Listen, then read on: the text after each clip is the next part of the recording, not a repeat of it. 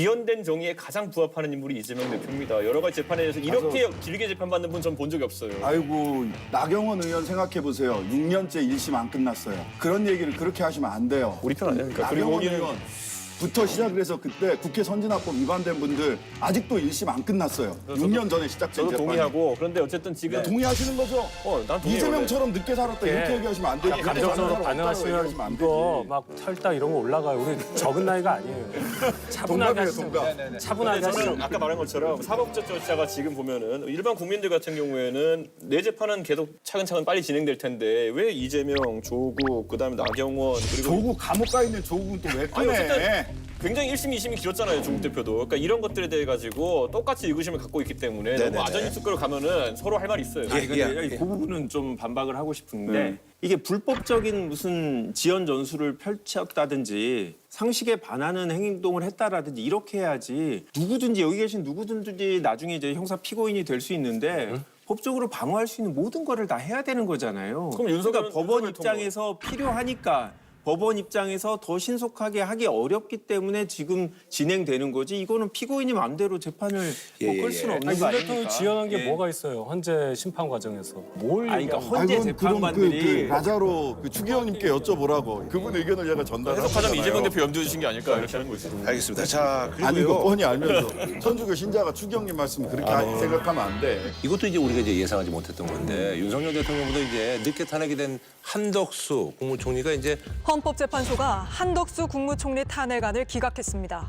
재판관 8명의 의견은 기각 5, 각하 2, 인용 하나로 엇갈렸습니다. 기각과 인용 의견을 낸 재판관 6명은 12.3 내란 공모, 윤 대통령 관련 특검법 거부권, 한동훈 전 국민의힘 대표와 공동 국정운영 시도 등 3가지 탄핵 소추 사유에 대해선 인정하지 않았습니다. 한덕수 총리가 헌법재판관 후보자들을 임명하지 않은 걸 두고 재판관 8명 중 5명이 위헌이라고 판단했습니다. 혹시 마흔역 재판관 임명 여부에 대해서는 이제 곧 또 뵙겠습니다. 그런데도 한 총리는 아직도 임명되지 않은 마흔역 후보자를 계속해서 임명하지 않을 걸로 보입니다. 헌법기관 구성 의무라고 하는 헌법상 의무를 명시적으로, 의도적으로 악의를 가지고 어겨도 용서됩니까? 거대 야당의 무리한 입법 폭거에 대한 사법부의 엄중한 경고였습니다. 구전구패입니다. 헌정사의 길이 남을 기록적 패배입니다. 사실은 뭐 선입선출 원칙 근데 이게 이제 깨졌다. 근데 헌재가 이제 이런 선택을 한 이유가 뭐 분명히 있겠죠. 이게 다 민주당 때문이에요.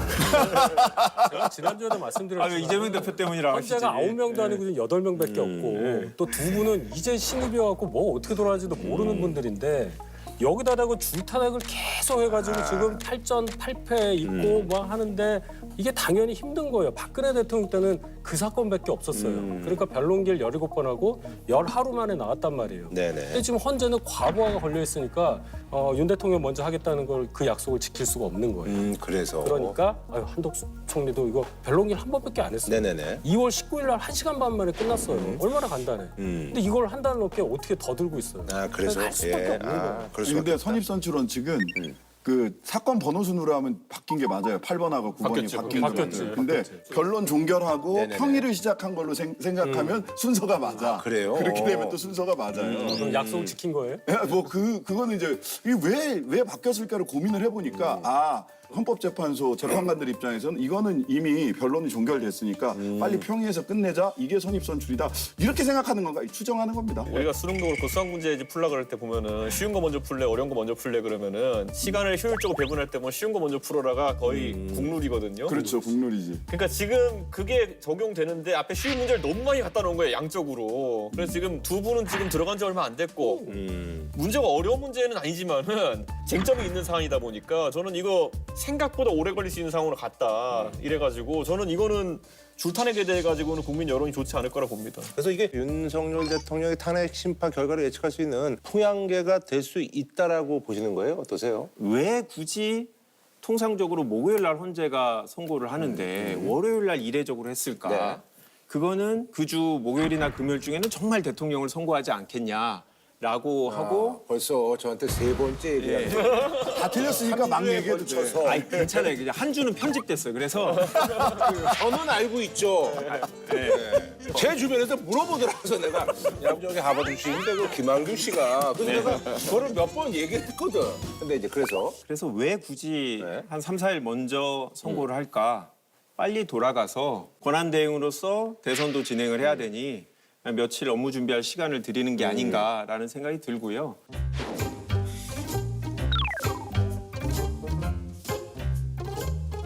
저는 근데 지난번에 이진숙 방통위원장 탄핵 때 네네. 그때 저는 이진숙 의원님 좋고 싫고 문제가 아니라 그때 뭐 청문회 과정에서 좀 뭐 막 얘기 뭐 이런 거 나오고 해가지고 국민적인 여론은 달랐겠지만은 일한 지 하루 이틀 된 사람을 그때의 직무로서 탄핵할 수 있느냐는 문제다라고 해서 저는 탄핵에 반대했었던 건데 하루 정도 일하고 그 다음날 이제 탄핵된 거잖아요. 그러면 좀 8대 0 나올 가능성이 있다 봤는데 거기 4대 4 나왔다는 것 때문에 제 입장에 봤을 때는 생각보다 무슨 일을 했냐가 그렇게 중요하지 않은 판단인가? 이게 4대 4가 나온단 말이야? 기각은 됐지만 이게 되게 놀라워가지고 지금도 저는 한덕수 총리에 대한 판단이 어느 정도 안에서 세력이 어떻게 나누는지를 약간 예측할 수 있는 구도다. 그래서 윤석열 대통령 탄핵 심판 표결을 앞두고 그러면 실제로 우리 흔히 얘기하는 보수 진보 재판관의 비율이라는 것이 나올 수 있고 저는 뭐 조금 다른 게 이진숙 방통위원장은 그 짧은 기간에 적극적으로 위법한 일들을 했어요. 맞아요. 네, 그렇기 때문에 비록 짧은 기간이지만 위헌이란 점을 이제 집중적으로 보신 것 같고 한덕수 총리는 하지 않은 채 시간을 보낸 것들을 문제 삼고 있기 때문에 조금 달리 나올 수 있다고 생각하고요. 저는 한덕수 총리가 기각이 되더라도 그거는 윤석열 대통령의 탄핵 사유하고는 전혀 다른 사안이기 때문에 저는 전혀 윤석열 대통령 탄핵되는 부분에 대해서는 의심을 안 합니다. 윤 대통령 선고와 관련해 눈여겨볼 대목들을 이어서 짚어보겠습니다. 먼저 국회가 탄핵소추 사유에서 내란죄를 철회한 부분입니다. 윤 대통령 측이 크게 문제 삼고 있는 건데 한 총리 선고 내용을 보면 윤 대통령 선고에서도 이건 주요 쟁점이 되지 않을 걸로 보입니다. 결정문에선 국무위원들이 모인 것을 두고 회의 소집이란 표현을 쓰면서 국무회의라고는 지칭하지 않았습니다. 헌재가 계엄 선포 직전 국무회의를 정상적 국무회의라고 보지 않아 이런 표현을 사용하고 여기에 한 총리는 개입하지 않았다고 판단한 게 아니냐는 해석입니다. 사실 이번에 김성훈 경호차장하고 이제 이강호 경호본부장 구속영장 신청하면서 이게 영장에 이런 내용이 있었다고 하는데 윤석열 대통령이 체포된 뒤 김건희 여사가 경호처 직원에게 총 갖고 다니면 뭐하냐 그런 걸 막으라고 가지고 다니는 것. 마음 같아선 이재명 민주당 대표를 쏘고 나도 죽고 싶다는 취지의 발언을 한 걸로 전해진 가운데 김 여사의 질책을 들은 경호처 직원이 놀라서 이 내용을 상부에 보고한 걸로 알려졌습니다. 대통령실은 사실 무근이라는 입장입니다. 보도가 이렇게 나왔는데 이 발언에 대해서 좀 뭐 얘기들이 좀 있으실 것 같아요. 예. 아니 그러니까 경호처에 와서 화를 냈는데 그 자리에 있던 경호처 직원이 자기 상사한테 전화해서 그 자리에 없던 지금 여사님이 와서 이런 얘기를 하셨는데 화가 많이 나셨습니다라고 하면서 한 표현을 통화 녹음이 된 걸 갖고 경찰에서 구속영장 청구서에다가 쓴 거죠. 그러니까 이 사람이 그날 바로 통화한 건데 이걸 허위로 얘기하지는 않았을 거고 김건희 여사가 이렇게 얘기한 거는 맞겠죠. 뭐 다만 뭐 이재명 대표를 쏘겠다고 한 건 아니니까 마음 같아서는 쏘고 싶다 정도 얘기를 한 거지만 저는 딱 이 얘기를 듣고 부창부수 윤석열 대통령이나 김건희 여사나 똑같다. 윤석열 대통령도 총을 쏘서라도 국회의원 끌어내라 이런 얘기 하셨잖아요. 이제 이러다 보니까 대통령하고 너무 비슷한 생각을 갖고 계신 위험한 분이다 이런 생각이 들었고 저 만약에 탄핵이 기각되면 너무 불안할 것 같아요. 저도 뭐 그런 발언 한 게 맞다면 뭐 뭘로 방어를 할 수 있겠어요. 다만 이제 상황을 한번 좀 생각을 해보면 그날이 1월 15일로 전 생각을 해요. 네네. 체포돼서 구치소로 가신 날이 그날 보도들을 보면 잠시 쓰러지셨다. 김건희 여사가 뭐 그런 얘기 있어요.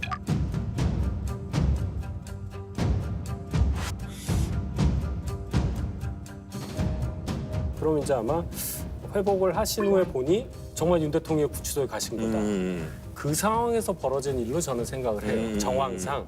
감정적으로 격해 있을 때. 그럼 이제 여러 가지 얘기를 했겠죠. 경호가 막아줄 줄 알았는데 어떻게 그렇게 아무 조치도 안 하고 그냥 갔냐 하면서 총기 관련한 발언도 나오지 않았을까. 제가 이 발언이 잘 됐다는 얘기는 아니고 그런 상황에서 나온 발언이다. 그런 상황만 한번 더 생각해 봤으면 하는 그런 생각이에요. 저는 뭐 우선 확인된 발언에 가깝다고 저도 보지만은 어쨌든 그걸 바로 얘기했을 테니까. 근데 이런 거야말로 저는 사인 간의 대화에 가까운 것이고 결국에는 가십성 발언인데 김건희 여사에 대해 가지고 사람들이 기대치가 그렇게 높지 않기 때문에 그렇게 큰 문제가 되진 않을 것 같다.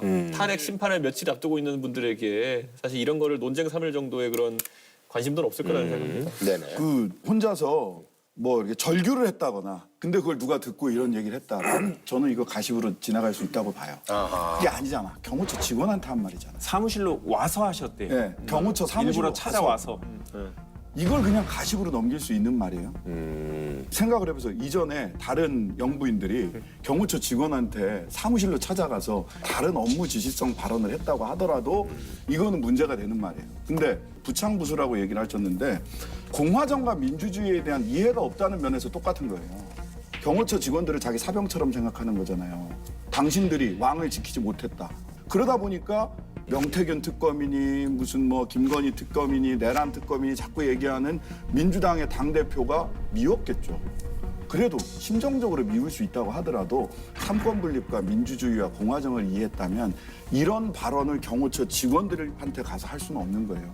부창부수라는 게 부인은 이런 거를 경호처 직원들한테 가서 얘기하고 남편은 총 들고 국회에 들어오는 거죠. 이런 게 부창부수라는 얘기입니다. 그리고 이제 사실 20일 날 국회 본회의에서 말이죠. 김건희 여사 의혹을 수사할 상설 특검 법안이 통과가 됐는데 앞서 김 여사 일반 특검법은 거부권에 막혀 재표결 끝에 4차례 폐기됐습니다. 일반 특검법은 거부권을 쓰면 폐기되지만 상설 특검안은 폐기되지 않는다며 언제든 수사할 수 있게 준비하겠다는 것이라고 설명했습니다. 이재명 대표가 당선 무효형 선고를 앞두고 있지 않다면 이렇게 무리한 특검 탄핵 노름에 빠질 수는 없었을 것입니다. 이재명 대표만 무섭고 국민 눈은 무섭지 않습니까? 상설 특검 이거 임명이 사실 이제 이루어질지도 사실 이제 많은 분들이 이제 궁금해하거든요. 민주당 분들이 실제로 이 상설 특검이 되기를 원한다고 보지 않아요. 왜냐하면 혐의가 11개잖아요. 조사 범위가 11개인데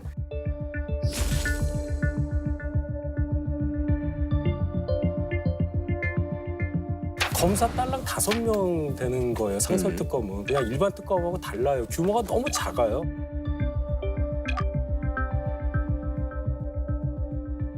일반 특검하고 이제 차이점이 이제 규모의 차이도 있고 기간도 짧고 경차 정도 가지고 지금 어디 가겠다는 겁니다.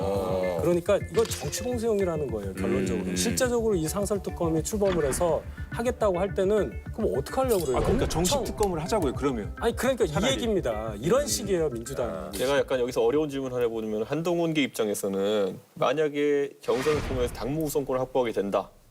그러면 이거를 밀어붙여서 현 국민의힘 주류와 차별화를 시도할 것이냐. 이제 앞으로 한 달 뒤에 생길 수 있는 일이거든요. 그때 그게 이슈가 될까요? 왜냐하면 이슈 만들어야겠습니다. 아니 저기서 만들어.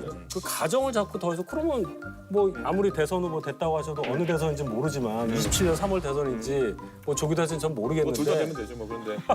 그런 당이에요? 네. 27년 아니, 근데- 3월까지도 유효해요? 아니요 새로 뽑아야죠. 근데 어쨌든 저는 네. 이 질문이 굉장히 한다는 게 선거 한복판에 이제 특검을 넣을 것이냐 물론 민주당의 판단이긴 하지만은 지금 입장에서 안 넣을 이유는 없어 보여요. 네, 그랬을 때 왜냐하면 예를 들어서 특검에 대해서 국민의힘에서 궤를 좀 다르게 하는 것처럼 보이는 한동훈계가 만약에 당무 우선권을 가져갔을 때 현 국민의힘 주류와 차별화를 시도할 것이냐.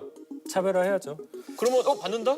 여야 합의로 제대로 된 특검을 가자고 얘기를 해야지 이런 상설 특검 이런 말을 해야지 민주당 지지자들이 여론조사 한동훈 찍는 거예요 지금. 아니, 그러니까 대통령이 진짜 아니 여당도 윤석열 대통령이 탄핵만 되면 좀 분위기 확 바뀔 거라고 생각합니다. 지금 한동훈 대표만 뭐 밖에서 애매한 얘기하고 계시지만 한동훈 대표도 명확하게 이제 얘기하실 거고 다른 분들도 결국 한동훈 대표랑 차별화가 안 되기 위해서 비슷한 얘기를 하시면서 다 똑같이 가실 거다. 이거에 대해서 이제 여당이 조기 대선용 정략 특검이다 이렇게 비판을 했다고 해요. 조기 대선용 그러니까 대선이라고 인정하는 거야. 그래서 있을 거라고 그래서 인정하시는 거야. 네 파면을 당연시 저희 하는 당에서. 건가. 그러니까 지도부가 그렇게 지도부가 그렇게 얘기를 했다고 해요. 그래서 저는 파면은 당연시 하는 건가라는 생각이 하나 들고 한덕수행이 그 상설특검 추천을 국회에다가 요청을 해야 돼요. 그래야 시작이 되고. 근데 이제 안 할 거다. 거다라는 생각이 들어요. 왜 그러냐 하면 이번에 이제 책이 나옵니다. 말씀. 나라를 위해서 일한다는 거짓말이라는 책이 있습니다. 이게 10년 정도 공직 생활을 하고 서기관으로 승진하자마자 이렇게 사표를 내신 분이 쓴 글이에요. 공직 사회는 자신이 맡은 공적인 일에는 냉소적이고 무관심하지만 사적인 이익, 즉 승진, 유학, 주요 보직 등 생존을 위한 정열은 뜨겁게 타오르는 곳이다. 공적으로 냉정하고 사적으로 뜨거운 곳이다.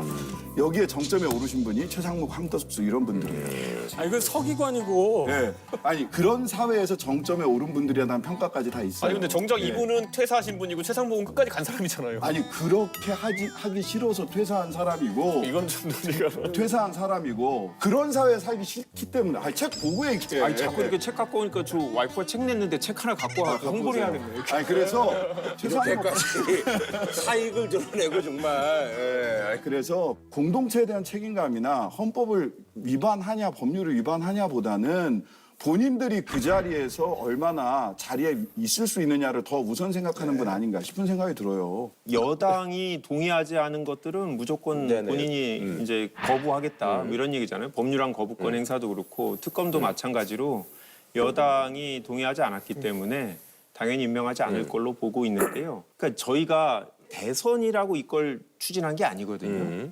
2022년부터 계속 추진해 왔고요. 기록을 찾아보시면 아시겠지만 그다음에 그때부터 지금까지 여론이 바뀌지 않는 게 있는 게 뭐냐면 김건희 여사에 대한 비호감도와 김건희 여사에 대한 특검이 필요하다는데 압도적인 국민의 지지. 대통령하고 또 달라요. 네네네. 어차피 대통령 탄핵이 되시면 누군가는 할 겁니다.